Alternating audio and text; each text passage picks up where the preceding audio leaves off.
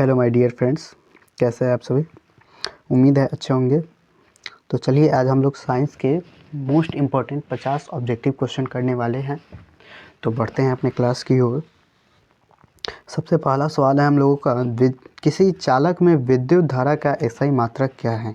किसी चालक में विद्युत धारा का एसआई मात्रक क्या है। तो किसी चालक में विद्युत धारा का एसआई मात्रक जो होता है वो क्या होता है, तो एम्पियर होता है। क्या होता है, एम्पियर होता है। चलिए अगले सवाल की ओर बढ़ेंगे। ओम का नियम किसके बीच संबंध बताता है। तो आप सभी बताते रहिएगा, ओम का नियम किसके बीच संबंध बताता है। तो ओम का नियम धारा और विभवांतर के बीच संबंध बताता है। किसके बीच, धारा और विभवांतर के बीच। तीसरा प्रश्न है हमारा, विद्युत शक्ति का सूत्र क्या है। विद्युत शक्ति का सूत्र क्या है, तो ऑप्शन नंबर बी और सी दोनों हो जाएगा, यानी कि ऑप्शन नंबर डी होगा। क्या होगा, ऑप्शन नंबर डी होगा।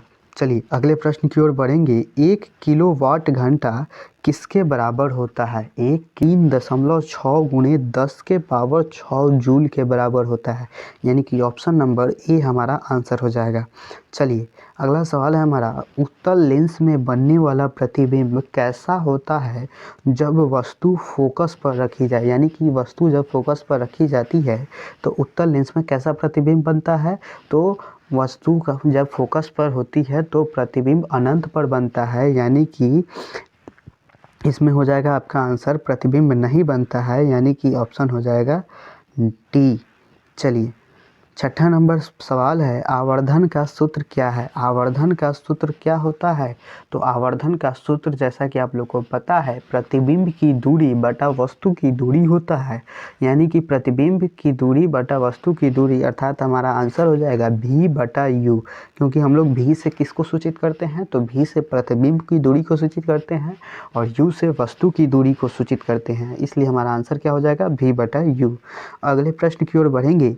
प्रकाश का अपवर्तन किस कारण होता है। प्रकाश का अपवर्तन किस कारण होता है। तो प्रकाश का अपवर्तन जो होता है, माध्यम बदलने से उसकी चाल बदलती है और इसीलिए प्रकाश का अपवर्तन होता है, यानी कि इसका आंसर हो जाएगा आपका ऑप्शन नंबर बी, यानी कि माध्यम परिवर्तन के कारण होता है। अगले प्रश्न की ओर हम लोग बढ़ेंगे। तो मानव नेत्र में किसके कारण रंगीन वस्तुएं दिखाई देती है। मानव नेत्र में किसके कारण रंगीन वस्तुएं दिखाई देती हैं, तो इसका आंसर हो जाएगा रेटिना के कारण, यानी कि ऑप्शन नंबर बी। तो ध्वनि तरंग किस प्रकार की तरंग है। ध्वनि तरंग जो होती है किस प्रकार की तरंग होती है, तो अनुदैर्घ्य तरंग होती है। कौन सी तरंग होती है, अनुदैर्घ्य तरंग। ऑप्शन नंबर बी हो जाएगा, क्योंकि ध्वनि तरंग में कण आगे पीछे कंपन करते रहता है, इसलिए ये क्या होगा, अनुदैर्घ्य तरंग होगा। ठीक है, अगले प्रश्न की ओर हम लोग बढ़ेंगे। ध्वनि की तीव्रता किस पर निर्भर करती है। ध्वनि की तीव्रता जो होती है किस पर निर्भर करती है, तो ध्वनि की तीव्रता उसके आयाम पर निर्भर करती है। आयाम जितना अधिक होगा, ध्वनि का तीव्र जो होगा वो उतना ही क्या होगा, अधिक होगा। चलिए अगले प्रश्न की ओर हम लोग बढ़ेंगे। चुंबकीय क्षेत्र रेखाएं कैसी होती है। चुंबकीय क्षेत्र रेखाएं जो होती हैं वो कैसी होती हैं, तो वो बंद होती हैं। 11 का आंसर क्या हो जाएगा, सी हो जाएगा। चुंबकीय क्षेत्र रेखाएं बंद लूप बनाती हैं। चलिए 12 नंबर में आएंगे। दाएं हाथ का अंगूठा किस नियम से संबंधित है। दाएं हाथ का अंगूठा जो होता है वो किससे संबंधित है, तो चुंबकीय क्षेत्र से संबंधित है। किससे संबंधित है, चुंबकीय क्षेत्र से, यानी ऑप्शन नंबर बी हो जाएगा। अगला प्रश्न है, ट्रांसफार्मर किस धारा पर कार्य करता है। ट्रांसफार्मर जो है वो किस धारा पर कार्य करता है, तो ट्रांसफार्मर केवल प्रत्यावर्ती धारा पर कार्य करता है, यानी ऑप्शन नंबर आपका बी हो जाएगा, जिसको हम एसी कहते हैं शॉर्ट फॉर्म में। अगला प्रश्न है, विद्युत मोटर किस सिद्धांत पर कार्य करता है।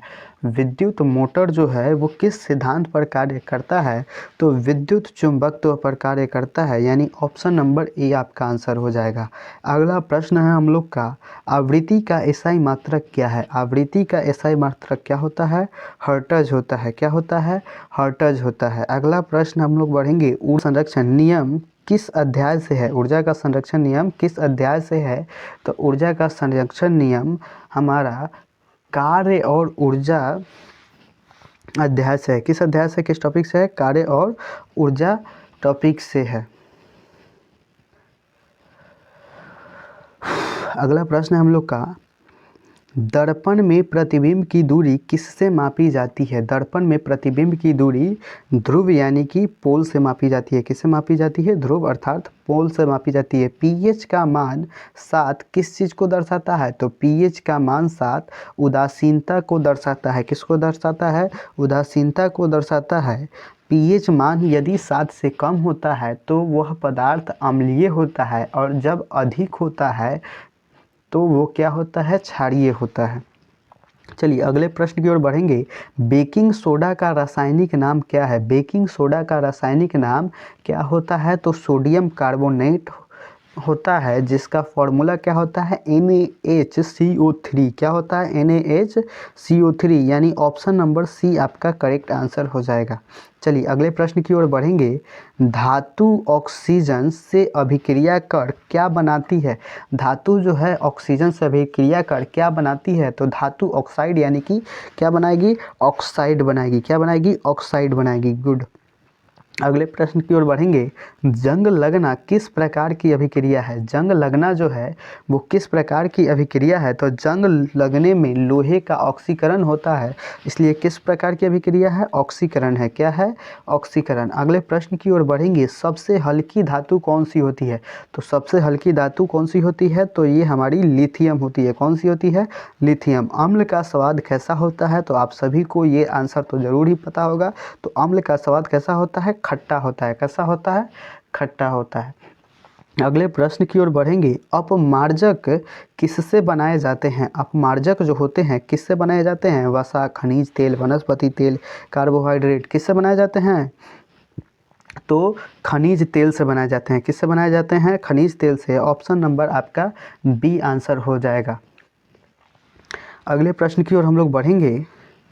एथेनॉल का सूत्र क्या है? एथेनॉल का सूत्र क्या होता है? तो एथेनॉल एक अल्कोहल होता है और इसका सूत्र जो होता है C2H5OH होता है। क्या होता है? C2H5OH होता है। अगला प्रश्न है हम लोग का, साबुन कठोर जल में झाग क्यों नहीं बनाता है? साबुन जो होता है कठोर जल में झाग क्यों नहीं बनाता है? तो कठोर जल में कैल्शियम आयन झाग बनने से क्या होते हैं? रोकते हैं। क्या होते हैं? कैल्शियम आयन जो होता है वो झाग बनने से रोकता है, इसीलिए आपका आंसर हो जाएगा Ca2+ आयन के कारण। किसके कारण? कैल्शियम के कारण, यानी कि Ca2+ आयन के कारण। अगले प्रश्न की ओर हम लोग बढ़ेंगे। कार्बन की संयोजकता कितनी होती है? कार्बन की संयोजकता जो होती है, उसके बंधन जो होते हैं कितने होते हैं? तो कार्बन 4 बंध बनाता है, इसलिए आपका ऑप्शन नंबर सी यानी कि 4 आंसर हो जाएगा। चलिए अगले प्रश्न की ओर बढ़ेंगे हम लोग। स्टील किसका मिश्र धातु है? स्टील जो है किसका मिश्र धातु है?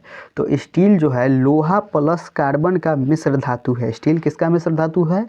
लोहा प्लस कार्बन का। चलिए 29 नंबर हमारा प्रश्न है, पेट्रोलियम को क्या कहा जाता है? पेट्रोलियम को क्या कहा जाता है? तो पेट्रोलियम को हम लोग काला सोना भी कहते हैं। क्या कहते हैं?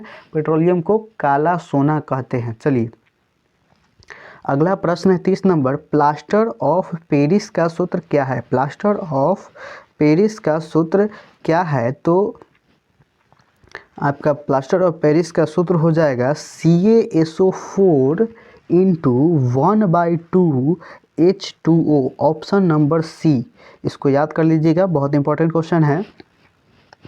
अगला प्रश्न है, धातुओं का विद्युत चालक होना किस कारण है? धातुओं का विद्युत चालक होना किस कारण है? तो इसका आंसर हो जाएगा मुक्त इलेक्ट्रॉनों के कारण। किसके कारण? मुक्त इलेक्ट्रॉनों के कारण। चलिए अगले प्रश्न की ओर हम लोग बढ़ेंगे। अभिक्रिया में पदार्थ का द्रव्यमान क्या होता है? तो अभिक्रिया में पदार्थ का द्रव्यमान जो होता है वो समान रहता है। क्या होता है? समान रहता है। चलिए हम लोग अगले प्रश्न की ओर बढ़ेंगे। सल्फ्यूरिक अम्ल को क्या कहते हैं? सल्फ्यूरिक अम्ल को क्या कहते हैं? तो तेल का विट्रियोल कहते हैं। क्या कहते हैं? तेल का विट्रियोल कहते हैं। आपका ऑप्शन नंबर ए आंसर हो जाएगा। चलिए 34 नंबर, कार्बनिक यौगिक में कौन सा तत्व अनिवार्य है? कार्बनिक यौगिक में कौन सा तत्व अनिवार्य है? तो कार्बनिक यौगिक में स्वाभाविक सी बात है कि कार्बन होना क्या है, अनिवार्य है। चलिए अगले प्रश्न की ओर बढ़ेंगे हम लोग। पौधों में भोजन बनाने की क्रिया क्या कहलाती है? हमें उम्मीद है कि आप सभी को इसका आंसर ज़रूर पता होगा। तो पौधों में भोजन बनाने की जो प्रक्रिया होती है वो क्या कहलाती है? तो प्रकाश संश्लेषण कहलाती है। प्रकाश संश्लेषण कैसे होती है और इसका क्या फॉर्मूला होता है, इसको ज़रूर याद कर लीजिएगा, क्योंकि यह भी एक बेहद इम्पोर्टेंट सवाल है। अगला प्रश्न है, मानव हृदय में कितने कक्ष होते हैं? तो ये आप सभी को पता है कि मानव हृदय में कितने कक्ष होते हैं? 4 कक्ष होते हैं, 2 आलिंद होते हैं और 2 निलय होते हैं। अगला है, रक्त का लाल रंग किस कारण होता है? तो रक्त का लाल रंग हमारे हीमोग्लोबिन के कारण होता है। किसके कारण होता है? हीमोग्लोबिन के कारण होता है। चलिए अगला प्रश्न है हमारा, पाचन की शुरुआत कहाँ होती है? पाचन की शुरुआत कहाँ होती है? तो पाचन की शुरुआत मुख में होती है। कहाँ होती है? मुख में होती है। चलिए अगले प्रश्न की ओर बढ़ेंगे। पौधों में जल परिवहन किसके द्वारा होता है? पौधों में जल परिवहन किसके द्वारा होता है? तो जाइलम के द्वारा होता है। किसके द्वारा होता है? जाइलम के द्वारा होता है। जाइलम जो होता है वो जड़ से जल को कहाँ ले जाता है? ऊपर ले जाता है। चलिए श्वसन में कौन सी गैस ली जाती है? तो श्वसन में O2 यानी कि ऑक्सीजन ली जाती है और कार्बन डाइऑक्साइड छोड़ी जाती है। सॉरी, आपका आंसर O2 होगा, हम CO2 कर दिए। कौन सी गैस ली जाती है? तो O2 ली जाती है और CO2 क्या की जाती है? छोड़ी जाती है। अगला है, आनुवांशिकता का जनक किसे कहा जाता है? आनुवांशिकता का जनक किसे कहा जाता है? तो मेंडल को कहा जाता है। किनको कहा जाता है? मेंडल को कहा जाता है। नाम याद रखिएगा। अगला प्रश्न है हमारा, गुणसूत्र किस में पाए जाते हैं? क्या है? गुणसूत्र किस में पाए जाते हैं? तो गुणसूत्र नाभिक में पाए जाते हैं। किस में होते हैं? नाभिक में होते हैं। चलिए अगला है, मानव में लिंग निर्धारण किस पर निर्भर करता है? मानव में लिंग निर्धारण जो होता है वो किस पर निर्भर करता है? तो पिता पर। वाई गुणसूत्र पिता देता है और इन्हीं पर लिंग का निर्धारण होता है। चलिए option number B correct answer हो जाएगा। 44 नंबर क्वेश्चन पर हम लोग बढ़ेंगे। पौधों में गैसों का आदान प्रदान किससे होता है? पौधों में गैसों का आदान प्रदान किससे होता है? तो स्टोमाटा द्वारा होता है। स्टोमाटा कहाँ पाया जाता है? तो पत्तियों में, पत्तियों के छोटे छोटे छिद्र को ही क्या कहते हैं हम लोग? स्टोमाटा कहते हैं। चलिए अगले प्रश्न की ओर बढ़ेंगे। मस्तिष्क का कौन सा भाग संतुलन नियंत्रित करता है? मस्तिष्क का कौन सा भाग जो है संतुलन नियंत्रित करता है? तो सेरिबेलम जो है ये हमारे मस्तिष्क का संतुलन नियंत्रित करता है। चलिए अगले प्रश्न की ओर बढ़ेंगे। हार्मोन किसके द्वारा स्रावित होते हैं? हार्मोन जो होता है वो किसके द्वारा स्रावित होता है? तो यह ग्रंथियों द्वारा स्रावित होता है। हार्मोन किसके द्वारा स्रावित होता है? तो अंतःस्रावी ग्रंथियों द्वारा क्या होता है? स्रावित होता है। Option number A correct answer हो जाएगा। चलिए अगला है, पर्यावरण की सबसे छोटी इकाई क्या है? पर्यावरण की सबसे छोटी इकाई क्या है? तो एकल जीव सबसे छोटी इकाई है। इसका भी करेक्ट ऑप्शन ए यानी कि जीव हो जाएगा। चलिए अगले प्रश्न की ओर बढ़ेंगे। जीवाश्म ईंधन कौन सा है?